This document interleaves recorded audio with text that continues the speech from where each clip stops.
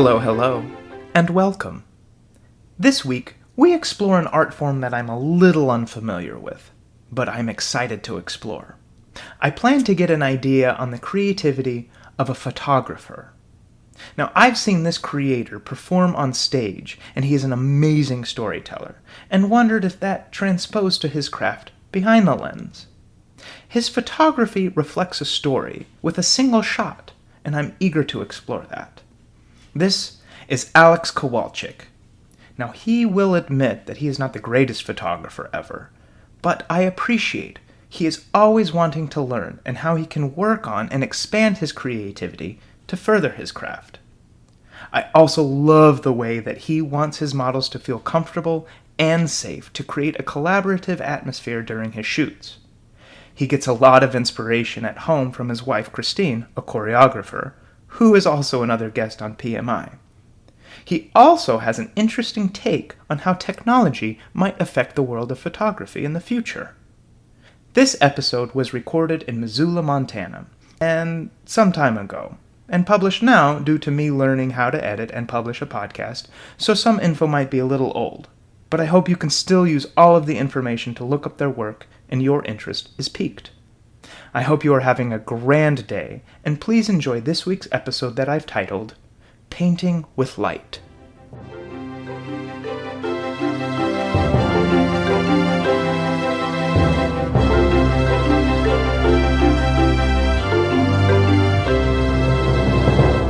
Hello, my beautiful people, and welcome to Pique My Interest, a podcast dedicated to creativity. My name is Scoob Decker, and I am an artist. This podcast was created to learn more about different styles of art and, more importantly, meet some incredible artists and explore their crafts and how they create.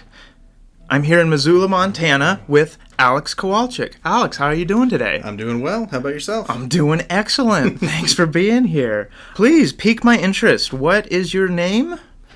Alex Kowalchik. And what is your craft? I am a portrait photographer. And what is portrait photography? I like to define it as I take pictures of people in any way, shape, or form, basically. And how does your work different from any other photographer? That's $1 million question. I think, if you want to get down to the brass tacks of it, photography in and of itself is something where you get to see the world through someone else's eye. And in this case, the eye is the lens of the camera that I'm using. But I hope that it's just a, 1/500th second glimpse into how I see the world and how I see things and how I see people. What's your background? Where are you from? Do you have any education in photography? And what is your upbringing that helped you become a creator? That's a loaded question. I was born in Denver, Colorado, grew up kind of there, kind of in Southern California, went to college in Southern Illinois, just outside of St. Louis, Missouri. As far as education goes, I have a degree in acting and performance. I took an elective class in black and white film photography, but my grandfather, just as a kid and growing up, always had a camera around his neck. He always, took photos. I have a photo right here in my office behind me that is his. And, that was the kind of art that struck me in addition to performing art, but I guess that's a little different. So I have family members that can paint, that can draw, that can graphic design, do all that kind of stuff. And I don't have those skills per se, but, I can paint with light, which is what a camera does. I like that. Painting with light. Mm-hmm. That's an actual light painting portrait right there. Yeah.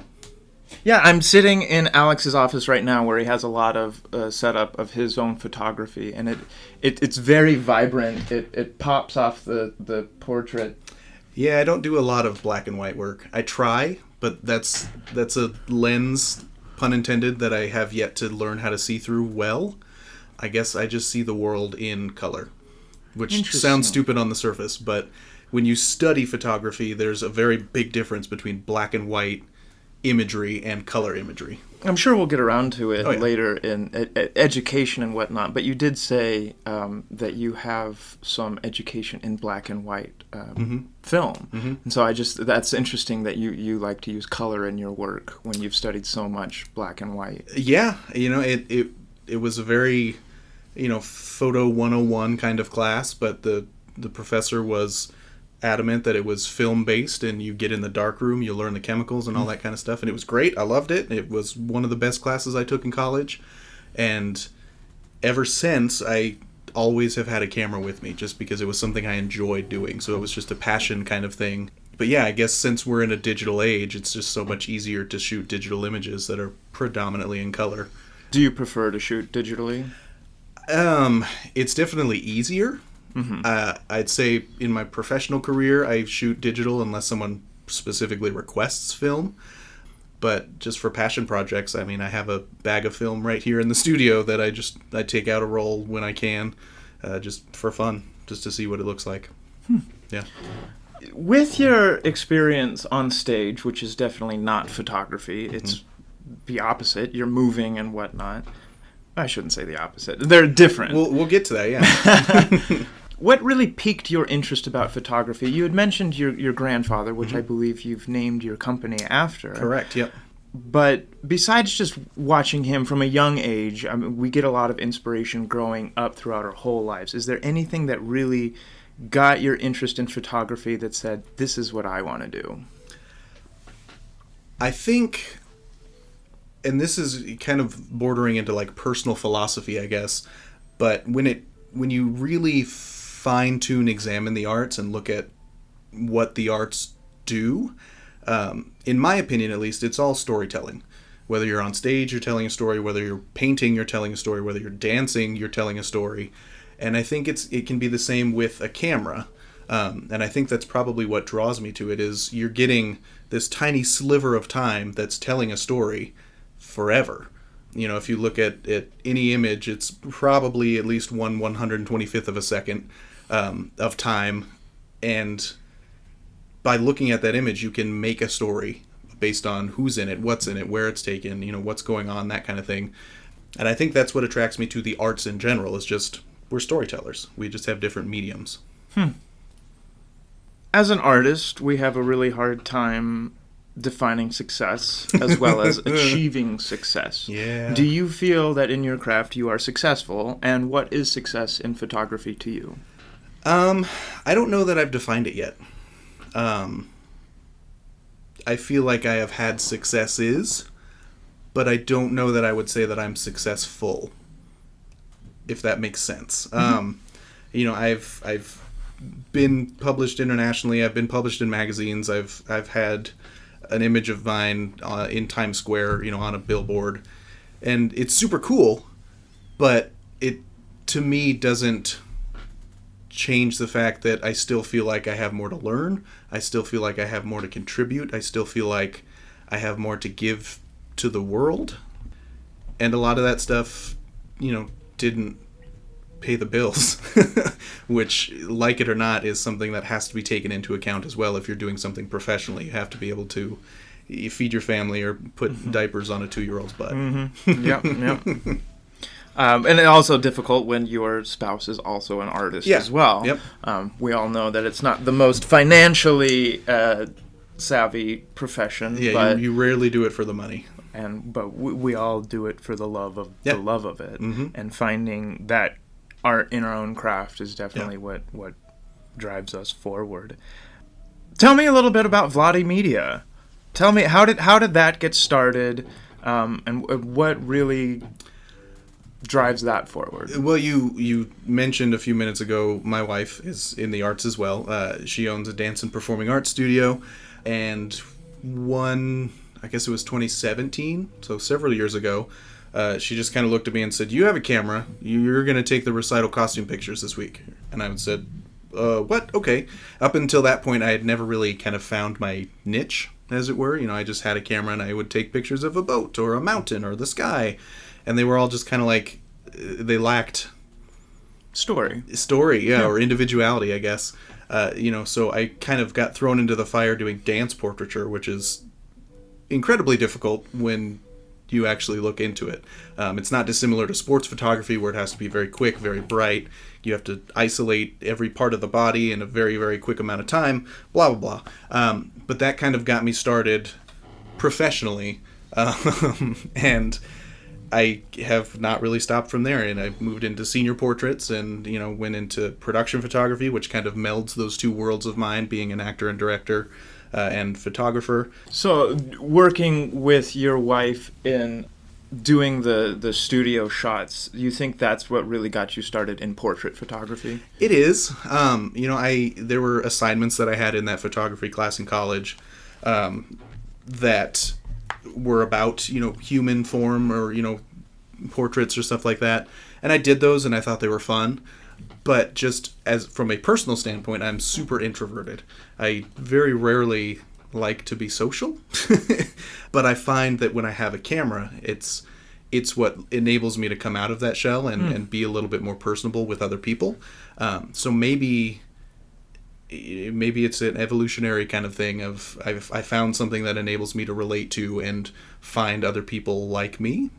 I don't know. I haven't really defined that yet either. Yeah. But I know that I like to work with people. Yeah. Yeah. So, going off away from portrait photography, are you interested in doing other sorts of photography, landscapes? Or I know about a month ago, I had you do some photography with my yarn products and whatnot, which was a little portrait based. Yeah. But you were really excited to focus on inanimate objects. Is that something that you're interested in as well? Yeah. This is a weird segue, but a lot of my wife, for instance, we'll talk about traveling, and I always say there's nowhere I don't want to travel. There's nowhere I don't want to go visit. You can learn something anywhere, and I feel the same way about photography work too. I would love to study landscapes more and look at the Ansel Adams of the world and see and look at how they mastered their craft and what I can take from that, and go doing star photography or light painting. You said I paint. I said I paint with light. A few minutes ago, and that light painting itself is a actual technique that you can do. Sports photography, race car. There's all sorts of different things, and they all take different skill levels and talents. And learning it all would make you the very best, like no one ever was. I also know that you were commissioned very recently to go to the Pacific Northwest, specifically Seattle, to take pictures of churches. Well, yeah, they're church directories. So they're headshots of all the people in the church. Ah, okay. There's more portrait photography. Yes. But who knows? That could lead to something else. And and that's something that on my honeymoon in 2018, I found I enjoyed quite a bit was travel photography. I guess that could be surmised in a lot of different terms, but my wife and I were lucky enough to go to Europe because I have some family over there, and just wandering around the streets of Germany or Portugal and seeing the architecture and the people and the scenes. So street photography or architectural photography was really, really enticing to me because it's something that's so different from what I'm used to, where it's me with one or two or three other people and I'm posing them and I'm lighting them. Whereas this was just out on the street and I had zero control over the situation and just had to figure it out. And that meant a lot of terrible, terrible shots. Speaking of figuring it out, can you go through your creation process a little bit? I'm very excited to talk to a photographer because a lot of the artists that I've had on pique my interest are different artists in the sense that they're able to create something within their own head and portray that via canvas. Yeah. Whether that be painting or skin tattooing or sculpting, ceramics, or even a chef kind of having idea of what this is going to taste like. Now, to me, photography is a little different because in my mind, you can't really create what's happening out in the world. All you're doing is just capturing. Yeah, and I guess there are two avenues of thought there. And the one you're referring to is more of a photojournalistic approach of documenting what is going on in the world around you, which is something I've done as well. We mentioned film photography not too long ago. There have been a multitude of protests within the last number of years about different things, and I always like to go to those. And I usually take a film camera. And that's one of the times when I'll do some black and white work. I'll take some black and white film and go to a Black Lives Matter protest or something like that. And that, to me, is just documenting something that is historically relevant.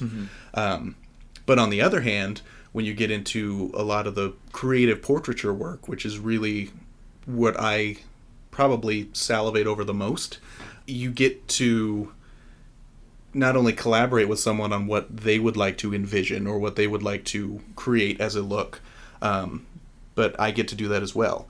An example of that was within the last year or two, watched Euphoria, which was a groundbreaking TV show, and the cinematography is brilliant, and the lighting and blah, blah, blah. And I thought, I would like to do a photo shoot in the style of Euphoria. They use a lot of dramatic and harsh contrasty light, a lot of gel colors, and really kind of pastel, vibrant kind of thing to contrast those two things.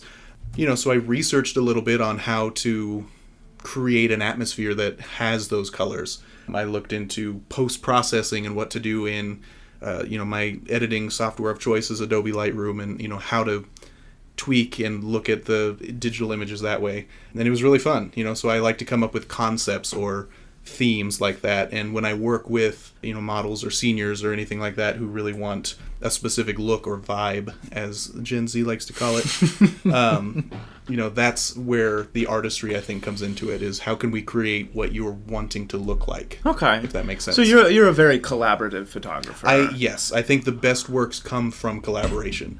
I don't think that any one person has an idea that's better than a group of people can come up with, if that makes sense. And I'm sure you love the challenge of someone coming up to you and saying, I want this look, help me figure it out. Absolutely, yep. And whether that's like, I want my skirt to be flowing in the wind, or I want my hair to look like it's underwater or whatnot. I'm sure, okay, now I'm starting to understand. Yeah, and whether it's my idea or whether it's someone else's idea, I worked down in Denver with a model who had vitiligo, so she was losing the pigmentation in her skin. And she really wanted to do double exposure images, where it would be an image of her double exposed with something beautiful. So we would take pictures of flowers or clouds in the sky and lay those on top of each other. And that was her way of creating beauty within herself when she felt like she was losing it because of her medical condition. So it was a really interesting challenge, like you said, where someone came up to me with this idea, and I was tasked with figuring out a way to make it a reality. Yeah. It was cool. Incredible. Yep. Really powerful. Right? Way to go, model. I would love to have seen that. Yeah. I feel like we're going on a lot of tangents, but that's kind of what I do. It's great. I love it. Do you ever have these ideas of doing like a series of shots? Yes. I like to play with the idea of juxtaposition. And because, just due to the nature of my life, I'm surrounded by a lot of dancers, I've really taken a liking to ballet point shoots. So ballerinas on the stereotypical point shoes and standing on their toes and that kind of thing. And those images within themselves are really pretty, really beautiful. So I've always liked the idea of taking those beautiful images and juxtaposing them in locations that aren't beautiful or don't make sense. So I have this idea of ballerinas as waitresses. It would take a lot of coordination, and it's just something I haven't had the time to put together yet. But having staged images of ballerinas delivering food like a waitress, but on point. Something like that, where it just takes two things that you'd never think would collide and putting them together. So how would you go about that? How would you gather the materials needed and your vision? How would you... I think my first step would be putting together the team. So I would be the photographer in that case. I would want a technique consultant. I would want a professional dance teacher or choreographer who could be there to ensure that dancers are A, safe, and B, correctly doing these techniques and movements and stuff like that so they don't hurt themselves and so they look correct and professional. So that would be 2. Number 3 would be assembling the dancers themselves, getting 2, 3, 4, 5 people on board and ready and wanting to do this. After that, I would say it would be location scouting. So we would need to find several different restaurants or kitchens or catering service, just different places that would fit in that theme or that idea. After that, we would decide on wardrobe and makeup and hair and what we would want the people to look like, because we would have the locations, so we would want to starkly contrast the dancers' looks with where they're going to be shooting. And then it would be scheduling and executing and all the fine details. All the fun stuff. Yeah, right? And then how long would a normal shooting day go for you? Depending on the project and whatnot. Yeah. Are you a quick worker? I shoot very fast. It's probably not the best kind of way to do things, but I shoot first and ask questions later. I just I have a lot of colloquialisms for it. Spray and pray is another good one. Just shoot and hope that it works out, because I never want someone to get bored working with me. So if we just wham, bam, bam, bam, bam, get stuff done, then I feel it's more of a presentation of saying, wow, that didn't take very long at all. Like, you got these cool pictures. That was so fun. So I like to keep it upbeat and positive and quick and moving along. That's just my style. Yeah, and I can attest to that. When we did the photo shoot for Deckercraft, my fiber arts company, about a month ago, it was quick.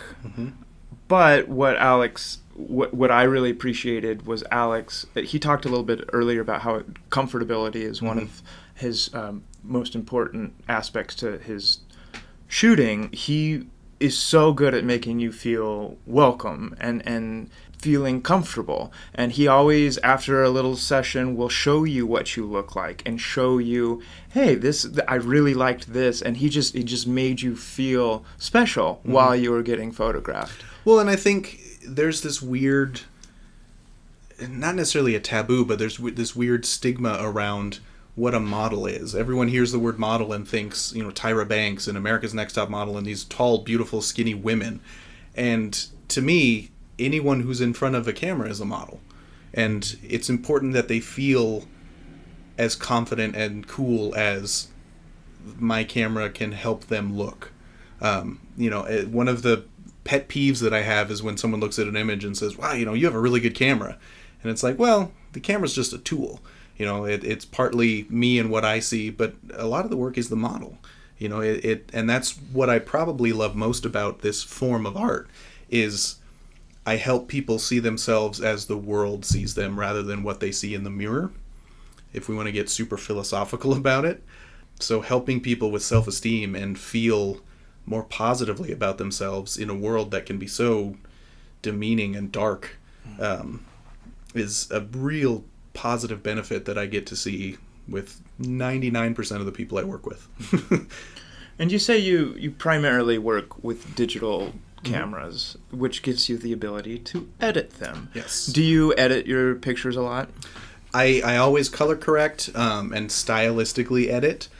So to me that means, if we're doing a sunset shot, I will go in and I can really boost the oranges and the colors and stuff like that and make it feel not necessarily larger than life, but just kind of elevated from what it was in reality. But I cannot tell you the last time I opened Photoshop. I do not like to digitally manipulate anything. And that, sometimes is a deal breaker for folks who want to work with me. Every once in a while I'll get someone that comes in and says, hey, I want you to make me look 20 pounds lighter, or, get rid of my arm fat, or just like weird stuff like that, where I understand that it's something that they don't like about themselves and something that makes them uncomfortable. But I don't feel I'm doing my job as a documentarian if I manipulate how they looked in the moment.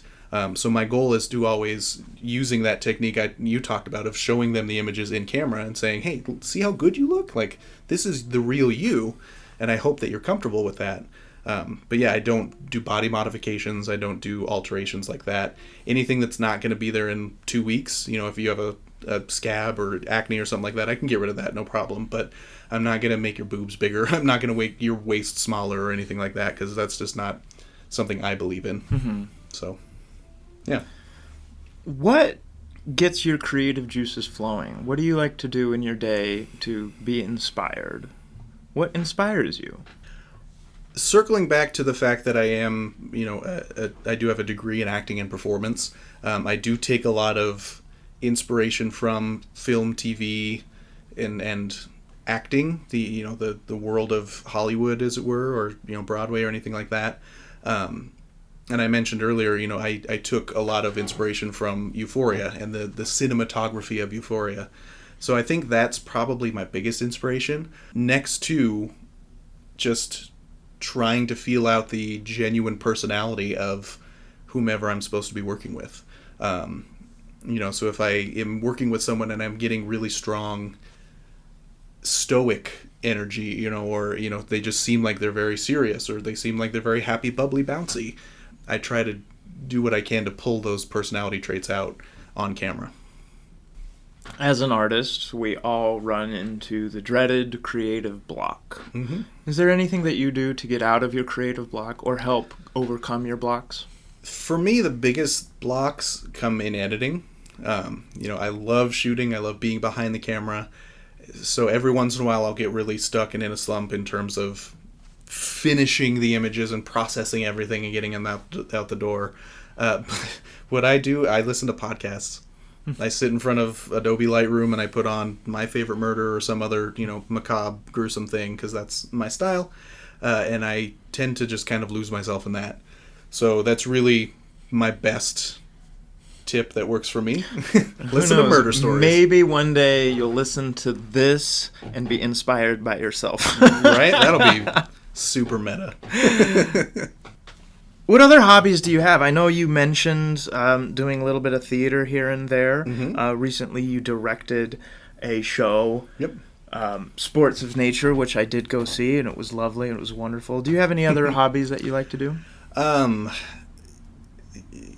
have hobbies I would like to do, but I mentioned earlier, a 2.5-year-old at home, so hanging out with him is my primary hobby, and I wouldn't change that for the world. But I love music. Music is, I wouldn't say something that inspires me, but just something that aids in my creativity, as it were. I love cinematography. I'm slowly working my way into videography and moving pictures. That's a whole other beast that I'm very, very, very slowly trying to devour. But, it's fun to do that. And then we have this whole world of social media, which very recently made the very giant shift from predominantly photos to predominantly videos, and learning and navigating how to promote a predominantly photo business via video has been a unique challenge that's sometimes frustrating, but a lot of the times really interesting to try to figure out as well. So social media, content creation, that kind of stuff, doing behind the scenes videos or voiceovers on how I got this shot or how I edited this are fun little ways to do something different, I guess. You mentioned that you have all these dreams of hobbies and whatnot. Yeah. Do you ever feel like you'll go to school for any of this or pursue more film studying or photography studying? I doubt that I'll go to school for it. I mean, I took the one class in college for photography and then just kind of did it myself from there. I am a proud graduate of YouTube University from that kind of stuff. I mean, that's how I learned how to tie a tie for my first prom, was on YouTube. So I think that And probably for your wedding, too. Well, I had a bow tie, but yeah. I think if the information is out there and you have the drive to find it, you can find it without having to pay tuition. So that's fun.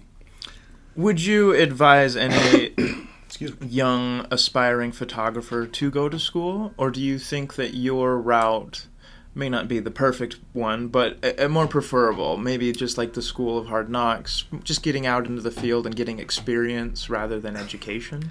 I think as long as you're shooting, you're getting better.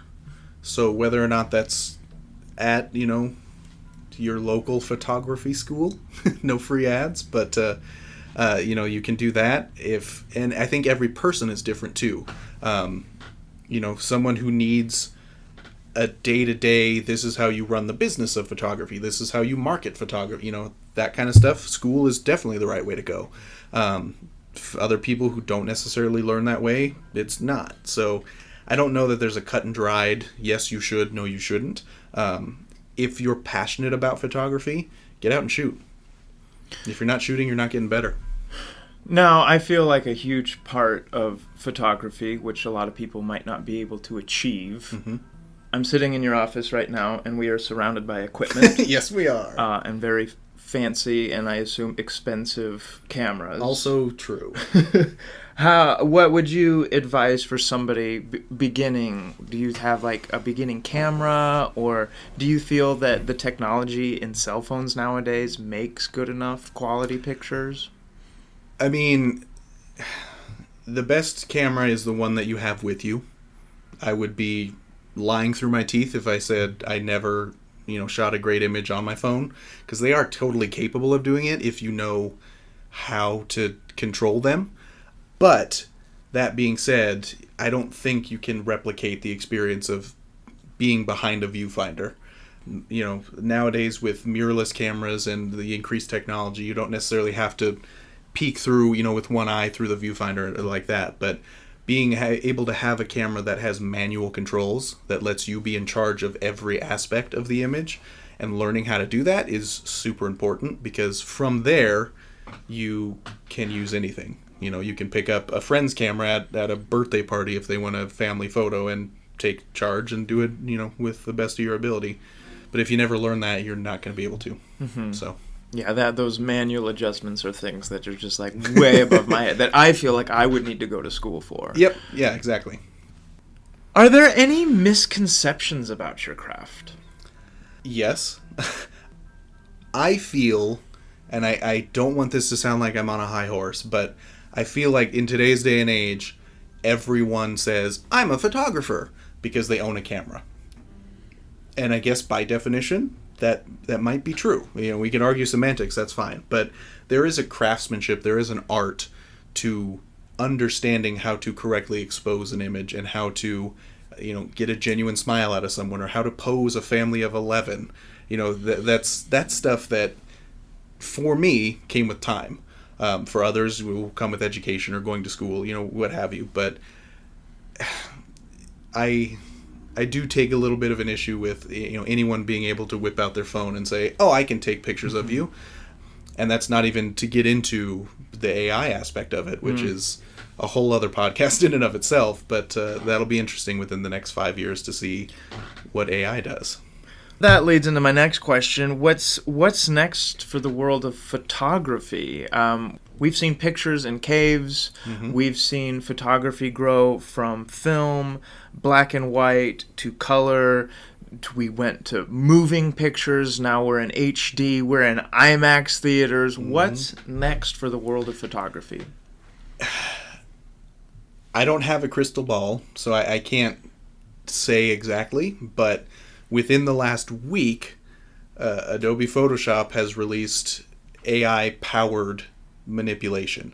So, for instance, you can open up an image in Photoshop and outline your shirt, for example, and then a little box pops up and you type in, "Make me wear a suit." You hit enter, and AI will go in and manipulate the photo in pretty good fashion to take your Hawaiian shirt and substitute it for a blue suit with a tie.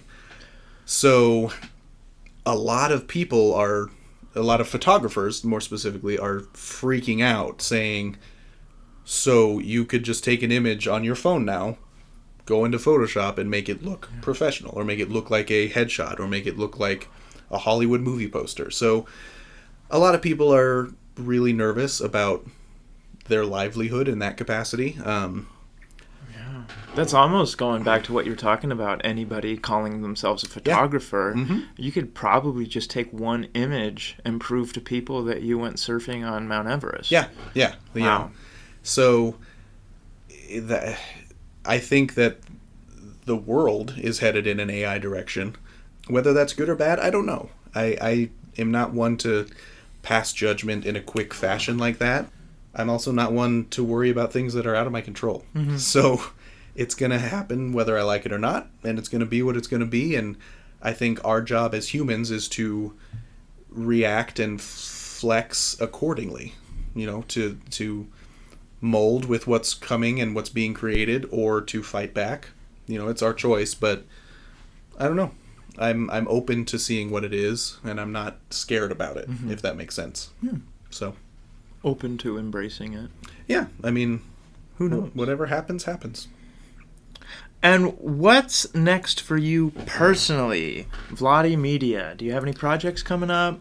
We're getting into senior photo season here in the summertime in Missoula, so I have a lot of senior photo requests on my desk that I'm working my way through and scheduling, which I think is really special. See, your senior year of high school is an enormously formative and powerful time in your life. So someone giving me the opportunity to document that is an honor for me. I feel really blessed to be able to do that for people and to help, like I said earlier, these young people see themselves in hopefully a more positive light than they see themselves in the mirror, if that makes sense. And outside of that, I'm really, like I said, slowly working into cinematography and seeing how I can meld the still images that I know how to take with moving images that I'm trying to teach myself how to do in a manner that doesn't look awful. Making your models feel comfortable with themselves, even if they might not see it. Man, I could have used you in high school. And that's circling back to why I think it's so important that you have a supportive photographer as a senior, and especially in this social media world where you're comparing yourself to Khloe Kardashian every day. It's one thing to understand and realize how photoshopped those people are in their social media posts, but it's also one thing to realize that you're good enough as you are, and you are perfect just the way you are. And I hope I can be someone's inspiration to accept that along the way. I heard a quote recently: "You might not be perfect, but you're beautiful." Yeah, and it's just that resonated with me a lot. Yep. Just kind of described people as an individual. Everybody strives for perfection, but we never will be. No, we just have to be ourselves. Yep. And I guess thank you for allowing models or actors or just normal people to embrace that. Yeah, totally. Thank you. Off the top of your head, are there any funny or interesting stories or events that have happened with Vladi Media? I was shooting in New York City and had a dancer crawl into a fountain on the street corner. I said, "Can you go into the water and do a jump?" She was like, "Yeah, totally." I got kicked out of a Tesla store for having a dancer go in and do a jump. I'm definitely the type to ask for forgiveness and not permission. I learned that from a very popular dance photographer named Jordan Matter.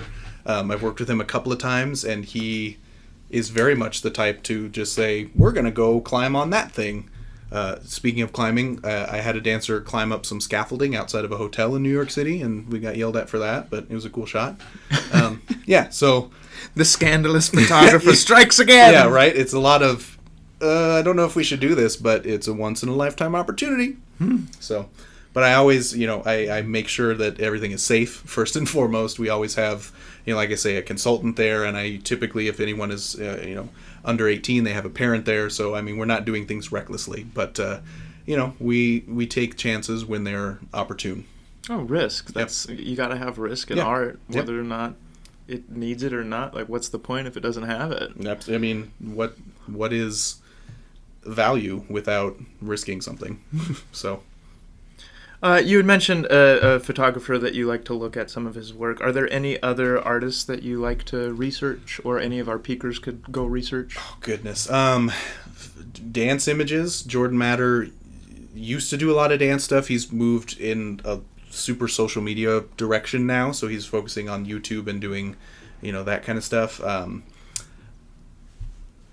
Goodness. Rachel Neville is a fantastic dance photographer. Margaret Bork-White is one of my favorite photographers of all time. She did a lot of work in the 40s and 50s. She was one of the pioneers of, Life magazine and going out on the war front. She did a famous photo of Mahatma Gandhi. She's one of those giants in the industry as it was just growing into what it is today. So I think looking back at who has come before you is an inspiration and kind of a roadmap to where you would like to go. And where can we see your work? I am on TikTok and Facebook and Instagram. On Instagram, it's vladi.media. On Facebook, it's just Vladi Media. TikTok is the same thing. Yep, VLADIMEDIA. Vladi, like we mentioned earlier, was the nickname of my grandfather. He was Ukrainian and came over with his parents in the early 1930s. So, yeah, we named it after him and trying to live in his honor. Oh, that's beautiful. Yeah. Awesome. And like Alex said, he does do acting, whether he's directing or on stage. If you're in the Missoula area, go see him. He is so much fun to watch. And if you have the chance to look at his photography, he kind of explained it. It's very vibrant. It's very poppy. I really like it. That's why I've commissioned him to do several projects with me. I can't thank you enough for joining me and piquing my interest about your craft. And to thank you to all my peakers out there. Please let me know if you have any special or unique artists or art forms you think I should explore. Remember, creativity comes from the heart. Push yourselves. Be kind to each other. I'm Scoob Decker, and thank you for helping me pique my interest.